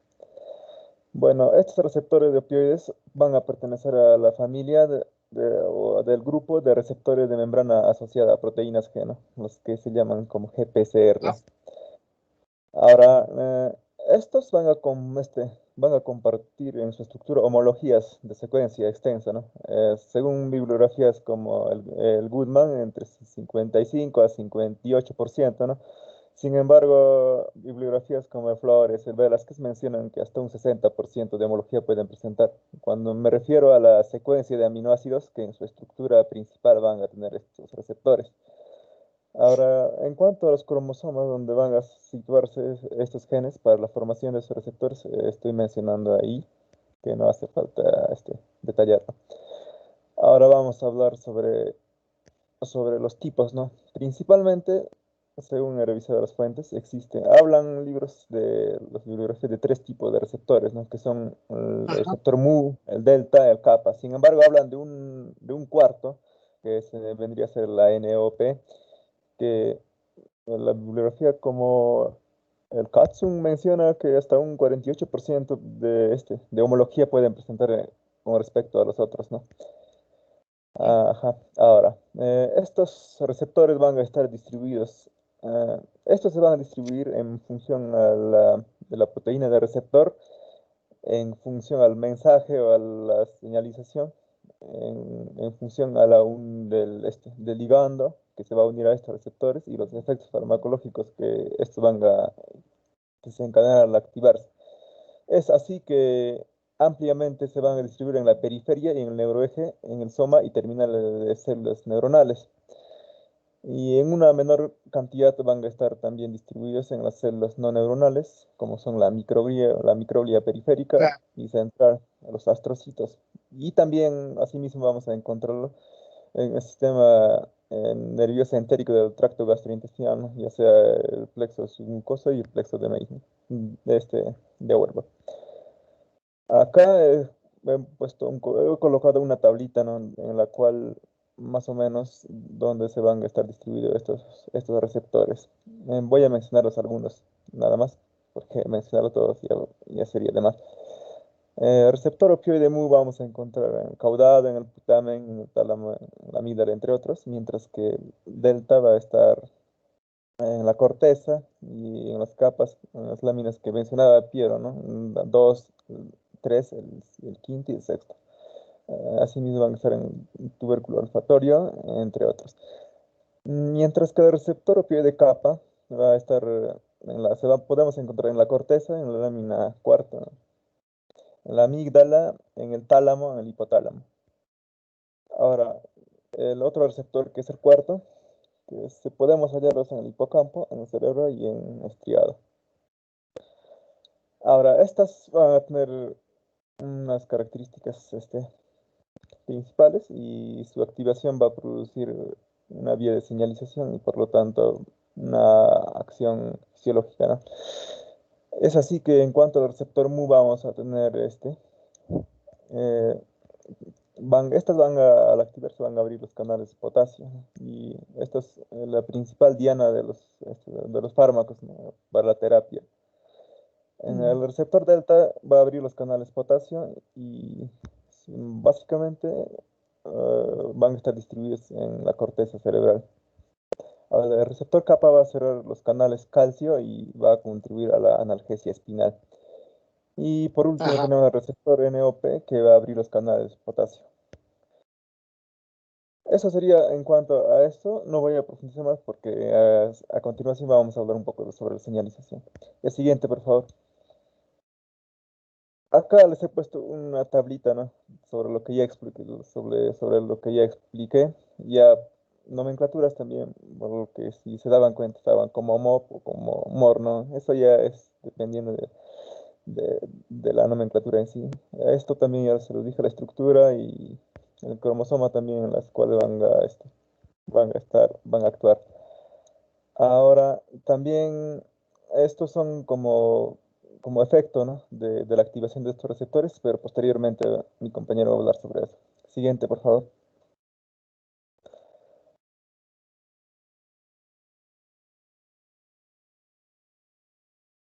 Ahora sí vamos a hablar un poco a detalle sobre la estructura de estos receptores. Estos receptores, como acá abajo en la parte inferior se he colocado dos imágenes, dos ilustraciones. Mm, va a s- Como ya dije, corresponde a la familia de receptores asociada a la proteína G, entonces van a tener un N-terminal que va a ser extracelular, como se puede observar en la imagen, y vamos a ver que van a tener 7 hélices TM, eh, de que acá está indicado con números, ¿no? En la parte derecha de en la imagen derecha. Y asimismo vamos a tener 3 circuitos, tanto extra y intercelulares, y un extremo C-terminal, que esto va a situarse eh, intracelularmente. Asimismo, se observa que dos residuos conservados de cisteína en el primer y segundo circuito extracelular que se puede observar, vamos a ver que van a formar un puente disulfuro, ¿no? Ahora, en cuanto a la complejidad de la interacción entre estos receptores y los opioides, que estos opioides pueden ser endógenos, como ya habló Uber, o también exógenos, ¿no? Como van a ser los fármacos. Ahora, los principios generales que van a definir la unión y la selectividad de estos receptores, vamos a verlos posteriormente, en- acá en el otro lado del contenido. Acá podemos observar que se va a mostrar como una especie de bolsillo que se va a situar entre la TM3 y la TM7, como se puede observar en la imagen. Ahora, este bolsillo, junto a los extremos extracelulares que podemos estar viendo acá, que se observan, de los segmentos TM, van a proporcionar una selectividad para los ligandos. Ahora, los circuitos extracelulares, que son 3 también que estamos viendo, eh, son las dos características anteriores van a definir que estos sean selectivos. Es así que el primero y el tercero van a ser selectivos para el receptor MU o MOR, y el 2 para el receptor kappa y el 3 para el receptor delta. Pero no se queda esto acá, sino que estos complejos van a formar homodímeros y heterodímeros. Entonces, de esta manera es que estas propiedades de formar homodímeros y heterodímeros van a alterar las propiedades farmacológicas de estos receptores y a su vez van a producir o van a generar diversidad. Entonces, vamos a hablar un poco más sobre la homodimerización y la heterodimerización. Las regiones donde va a existir este, mayor homología, eh, claro, homodimerización se va a observar pues en los segmentos hidrofóbicos transmembrana y en los bucles intracelulares, que son 3 también que se pueden observar. Ahora, en los bucles extracelulares y dominio N-terminal van a ser diferentes. Y estas son las principales que van a determinar la selectividad, ya sea para mu, para delta o para el kappa. Ahora, los bucles intracelulares y el dominio C-terminal son importantes porque es a este nivel donde se va a dar la regulación de estos receptores, dándose los procesos de glucosilación, de palmitilación o fosforilación. Y otro dato importante que rescatar acá es que el tercer bucle eh, intracelular va a estar acoplada a proteína G. Esto para que, esto es importante para la activación de la señalización, que a posterior a esto va a producir toda una cascada de acciones fisiológicas. Ah, Ahora, también por lo que contribuye a la diversidad son los variantes de empalme de estas proteínas, ¿no? Que van a codificar varias isoformas. Y como ya mencioné, esto también va a contribuir a la diversidad de estos receptores. Lo siguiente, por favor. Ahora, de los ligandos ya hablamos, pues esto van a ser profundizados, así que no voy a mencionar mucho. Sin embargo, vamos a resaltar, de acuerdo a las acciones que van a producir estos, pueden ser llamados agonistas o antagonistas. Dentro de los agonistas, acá en este cuadrito se pueden observar a detalle, pero voy a mencionar algunos que son los agonistas altamente selectivos, que son la la DAMGO, que es altamente selectiva para el receptor mu, y la DPDPE va a ser selectivo para el receptor delta, y así tenemos agonistas selectivos. También tenemos agonistas clínicamente útiles, ¿no?, que van a estar dirigidos al receptor mu, como ya mencioné al principio. Hay otras que son agonistas parciales. Esto es, los agonistas parciales son conocidos cuando estos ligandos se van a unir específicamente a un determinado receptor, pero su actividad va a ser menor en comparación a un antagonista total. Es así, un ejemplo de ello tenemos el buprenorfina para el receptor mu. Asimismo, en antagonistas vamos a tener unos panantagonistas, que quiere decir que se van a unir a todos los receptores, la naloxona o la naltrexona. En antagonistas específicos, estos básicamente se ven en cuestiones de experimentación, ¿no?, para la investigación. Ahora la CTOP va a ser un antagonista específico para el receptor mu. Y así tenemos derivados de naloxona, como el naltrindol, como antagonista para el receptor delta. Siguiente.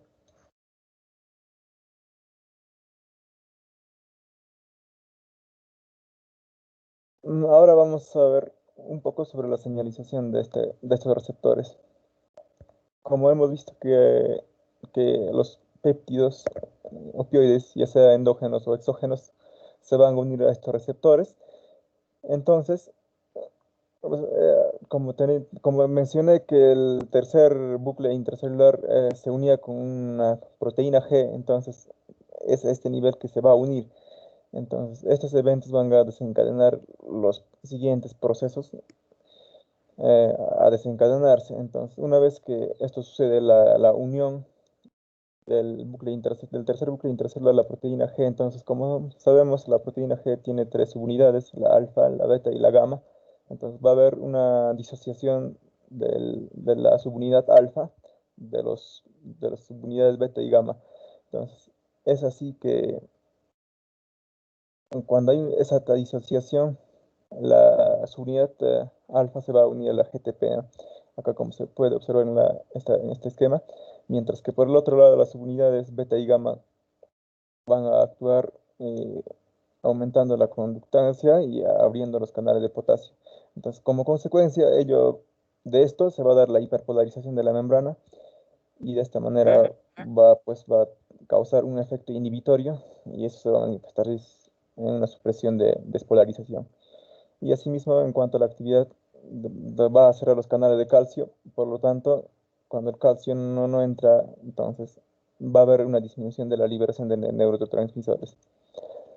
Y por el otro lado, la subunidad alfa, como mencionaba, va a actuar también disminuyendo la adenisiclasa. Y ahí está sus efectos que produce. Y de manera análoga es como van a actuar los péptidos sobre el receptor kappa también. Y el proceso es análogo. Y acá en otra imagen, un esquema, es también un resumen de lo que les digo, que es la unión a receptores y la activación de la adenisiclasa. Esto va a disminuir la concentración de la misma, y los otros, apertura de canales de potasio y cierre de canales de calcio. Siguiente.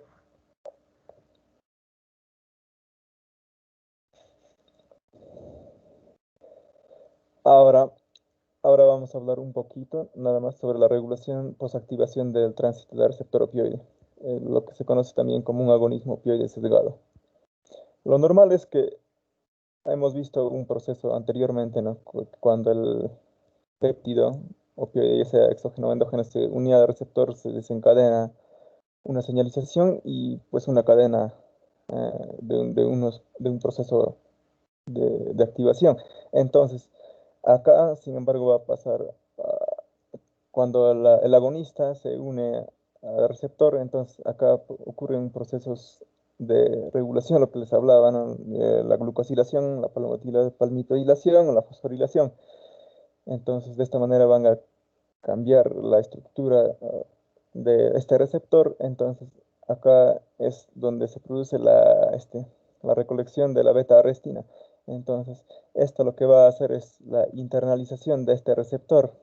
O sea, cuando está expresado en la superficie extracelular, esto va a hacer que que se internalice y ya no va, de esta manera va a evitar su expresión. Y también puede causar reciclaje de receptor. Ahora, ya hablamos sobre la internalización. Ajá, sobre el reciclaje también. Y ahora vamos a ver como ejemplo de estos procesos algunos péptidos o algunos opioides, como son la etorfina y las encefalinas, ¿no? Que estas van a causar la internalización rápida del receptor, mientras que la morfina no va a causar internalización del receptor mu. Ahora, podemos ver nosotros diferentes ligandos que van a estimular diferentes cambios conformacionales en el receptor. Y pues esto como consecuencia lo que va a dar es que las señalizaciones o que las respuestas sean divergentes, o sea, diferentes, ¿no? Y la última idea es lo mismo. Entonces, de esta manera, con esta forma de regulación se estaría dando una respuesta sesgada, por decirlo así, de este receptor. Eso sería todo de mi parte. Gracias. Lo que estás hablando es justamente el por qué hay resistencia y de los fármacos opioides, que lo vamos a conversar cuando hablemos de receptores, doctor. Digan, por favor. Bien. Doctor, buenas tardes y compañeros.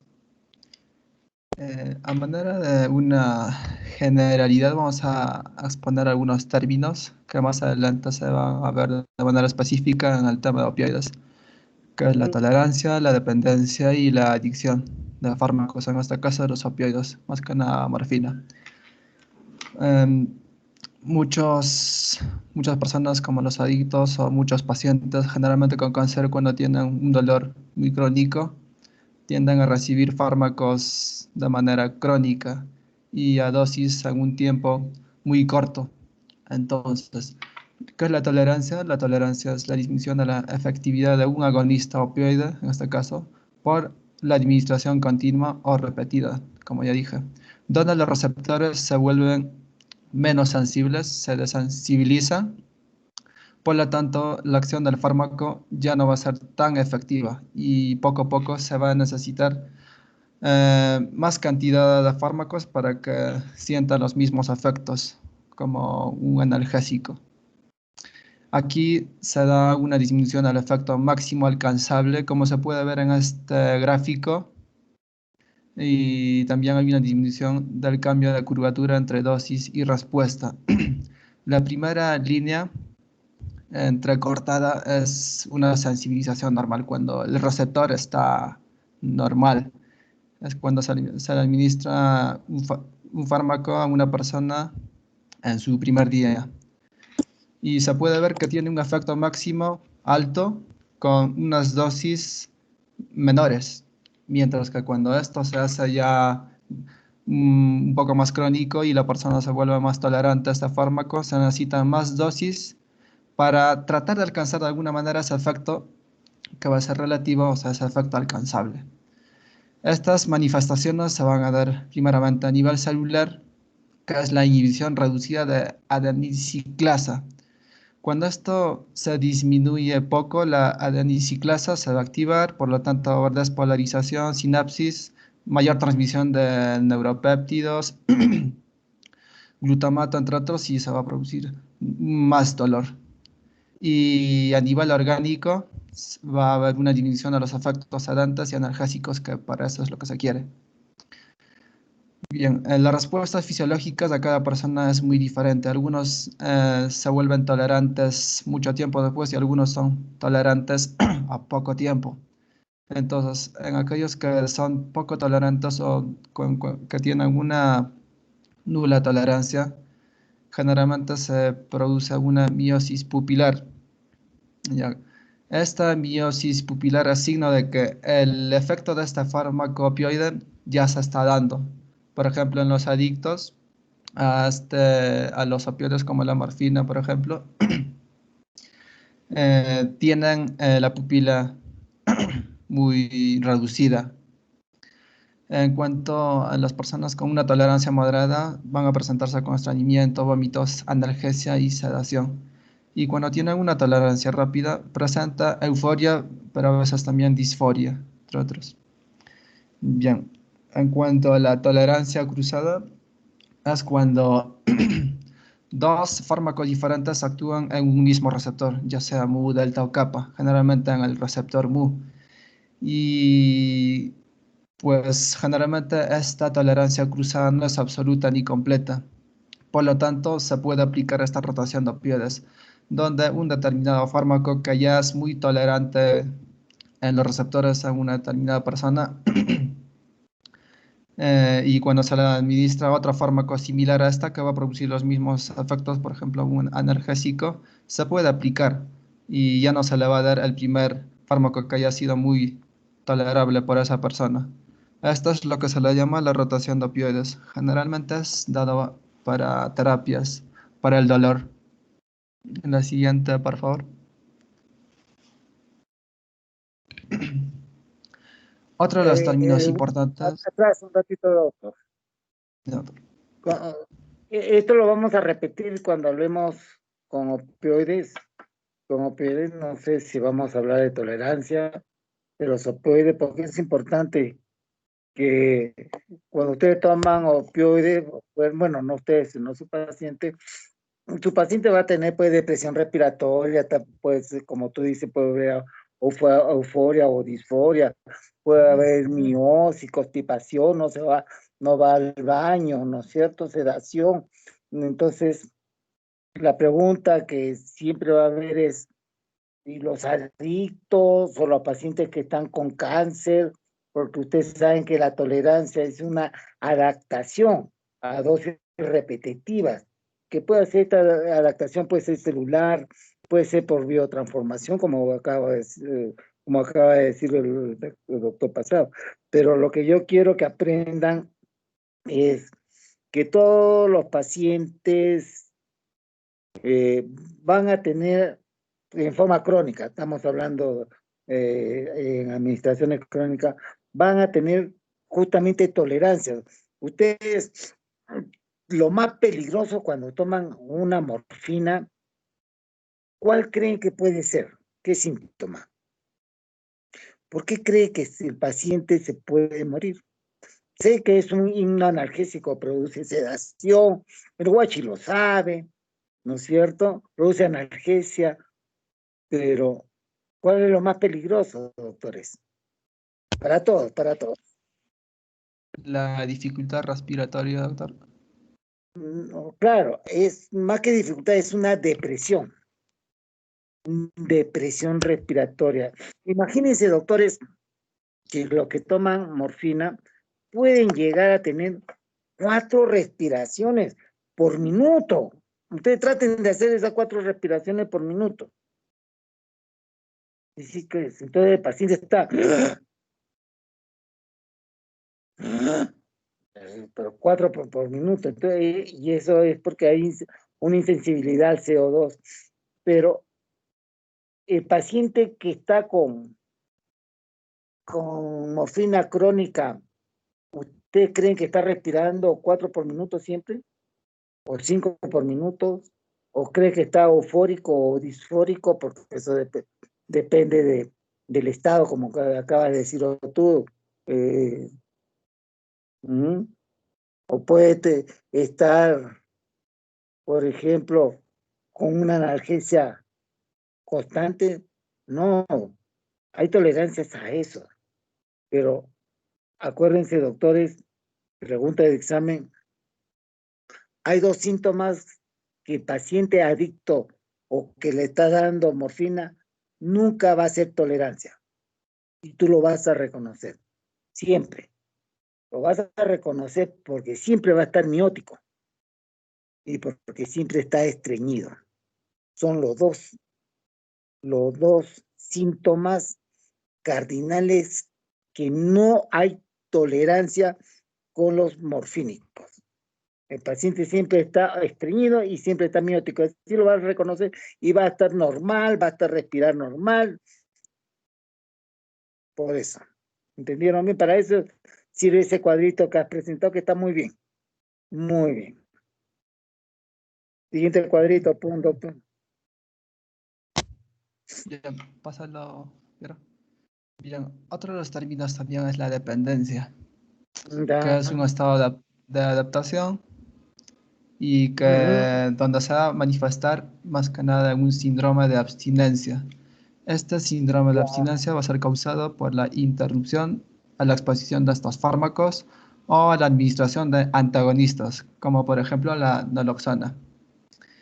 Y pues este síndrome de abstinencia va a saber cuando el flujo somatomotorio y autonómico va a ser un poco fuerte, así como los síntomas afectivos. En este flujo somatomotorio autonómico se va a presentar agitación, hiperalgesia, hipertermia, hipertensión, diarrea, dilatación pupilar, liberación de hormonas hipoficiarias y de la médula suprarrenal. Por lo tanto, la persona como que va a estar sufriendo, va a tener mucha hipertensión, no va a resistir. Como no va a resistir, va a querer más a este fármaco para que se alivie.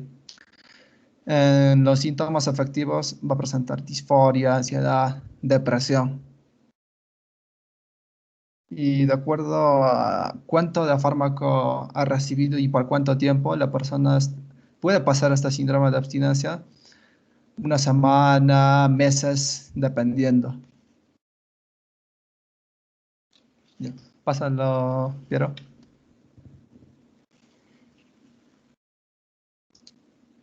Por último, tenemos otro de los términos, que es la adicción, que es el uso compulsivo de algún fármaco. Bueno, la persona va a tener un impulso donde va a tener efectos positivos cuando consume este fármaco, en este caso opioide, y de recompensa, porque mientras más reciba estos fármacos, va a tratar de sentir esos efectos positivos.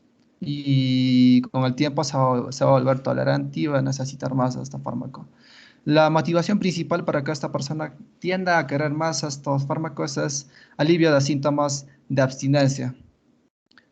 Porque cuando antes recibía una determinada cantidad de fármacos, no le producía este síndrome. Pero poco a poco, cuando necesita más y cuando se le administra la misma cantidad siempre, va a aparecer este síndrome de abstinencia y va a necesitar más para que calme este síndrome. Un estado de adicción es ya la búsqueda de la sustancia, la persona ya es consciente que le puede producir un daño físico, emocional y social. No debemos confundir estos dos términos, que es la adicción a fármacos y a la farmacodependencia. La adicción a fármacos es como ya hemos tratado de definir aquí en la adicción, donde ambas tienen una tolerancia y una dependencia. Pero en la farmacodependencia, la persona se vuelve un tanto, digamos, adicta porque lo necesita. Por ejemplo, los pacientes que tienen cáncer, como tienen mucho dolor, se vuelven tolerantes y necesitan más de este fármaco de manera crónica. Bien, ahora mi compañero pasará a explicar algunos mecanismos de estos términos. Buenas tardes, doctor. ¿Me escucha? Sí, sí. Ya. Siguiendo, vamos a hablar de los mecanismos de tolerancia, dependencia y abstinencia. Varios eventos pueden contribuir a esto. En acá, primero hablaremos de la disposición del receptor, en lo cual va a estar dado por una desensibilización y una internalización. Como ejemplo, tenemos en los opioides, la tolerancia de esta está relacionada a la falta de sensibilización. O también tenemos un caso exento a esto, en el caso de la morfina, que no promueve ni una internalización ni una desensibilización, sino va a estar dada por los otros dos. También vamos a tener la adaptación de mecanismos de señalización intracelular, lo cual va a dar un desacoplamiento funcional del receptor en la función efectora. Un ejemplo de esto tenemos en una aplicación crónica de opioides que va a iniciar un cambio contrarregulador adaptativo, generando un aumento en los niveles de AMP cíclico por una superactivación de la adenilil ciclasa. Por último, tenemos el sistema de contraadaptación. Esto se va a dar en un ejemplo tenemos en una exposición crónica a opioides, en donde va a haber una activación de las rutas bulboespinales, generando una transmisión del dolor al asta dorsal mediante una activación de los receptores de glutamato. Siguiente, por favor. Por último, vamos a hablar de las consideraciones terapéuticas, en lo cual primero hablaremos del dolor agudo, en lo cual esto va a estar dado por los opioides, se van a indicar generalmente para reducir su intensidad. Vamos a tener la permanencia de signos físicos como la rigidez abdominal y generalmente se da para que el paciente pueda tolerar ciertos procedimientos diagnósticos como exámenes de orina o exámenes radiográficos. En el caso del dolor crónico vamos a tener también una administración diaria de opioides, pero para esto vamos a tener que evaluar una tolerancia y el cierto grado de dependencia física que puede incurrir si damos esto, como es el grado, la frecuencia, la cantidad administrada de fármaco y la predisposición genética del paciente. Y cuando la enfermedad es crónica no maligna, se debe buscar otras opciones a los opioides, ya que estos generalmente van a causar dependencia y tolerancia física.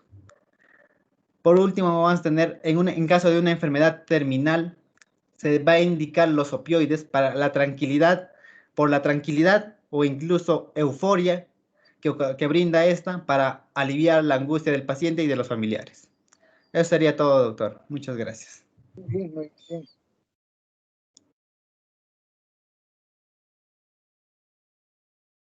Ah, bonito, está todo bonito. ¿Cuándo tengo que dar, bueno, cuándo van a dar ustedes la clase? Creo el viernes, ¿no? Doctor, según el horario sería el lunes, doctor. ¿Se Ah, va a el lunes. respetar? Ajá, el No sé, lunes y no, miércoles. si está